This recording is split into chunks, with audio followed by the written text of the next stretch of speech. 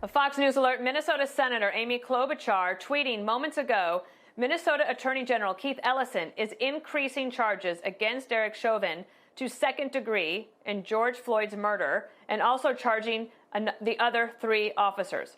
This is another important step for justice, as we've been hearing from protesters and from the Floyd family. Let's bring in the mayor of St. Paul, Minnesota, Melvin Carter.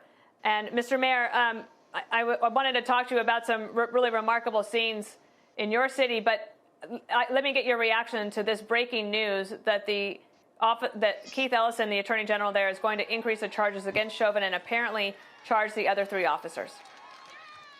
Thank you very much. I think that's absolutely critical. Everyone knows that the basic job of a police officer is to help when people are hurting.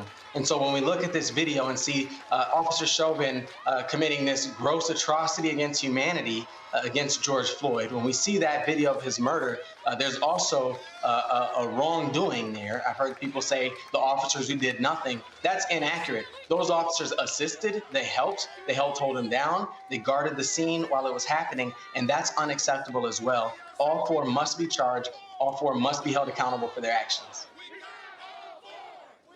Do you believe that these additional charges will help the peaceful protesters feel like they have been heard and that justice is on the way, and perhaps help quell the violence as well? I think these charges will help people feel a little bit more that it's possible that maybe someone will be held accountable for George Floyd's murder. But let's be clear, none of this started with George Floyd. We have seen life after life taken. African-American, unarmed, unaggressive men and women whose lives have been taken in just hauntingly disturbing and unacceptable ways definitely over the past 10 years. But let me tell you, even before there were camera phones, my father and my grandfather and his grandfather could tell you about these exact same scenes playing out. The anger out in the community is real and it's understandable. And I think what's really going to help people feel a sense of justice is not just knowing that this one case is going to be followed up on, but knowing that we as a country are ready and willing to do the deep, soul-searching type of work that it's going to take to make sure that this can never again happen in our country. To that end, describe the scene for me earlier this week when you led an attempt at reconciliation. I appreciate the question. You know, we woke up, same as everyone did, to just the haunting images on Tuesday morning of George Floyd's murder. Every member of humanity I know, our police officers, our CEO, our neighborhood activists, my neighbors in my community, look at that video and say that is just unacceptable. We cannot accept that as the status quo of how law enforcement operates in our community. And I think it's important to note that the anger that we've seen around it, that the rage, that this enormous energy that we've seen around it is understandable. And the truth is, feeling angry about that is really the only human response.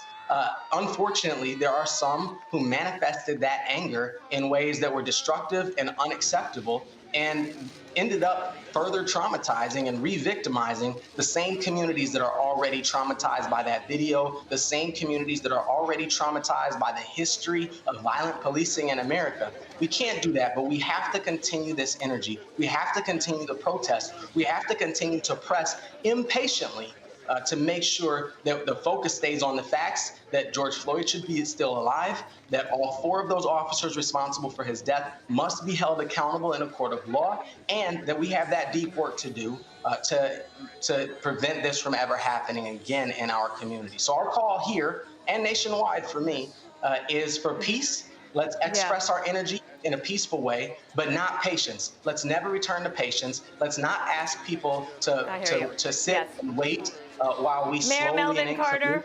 play the tide. Mr. Mayor, I need to get to the White House briefing. I appreciate you. Thank you for coming on the show. We'll stay in touch.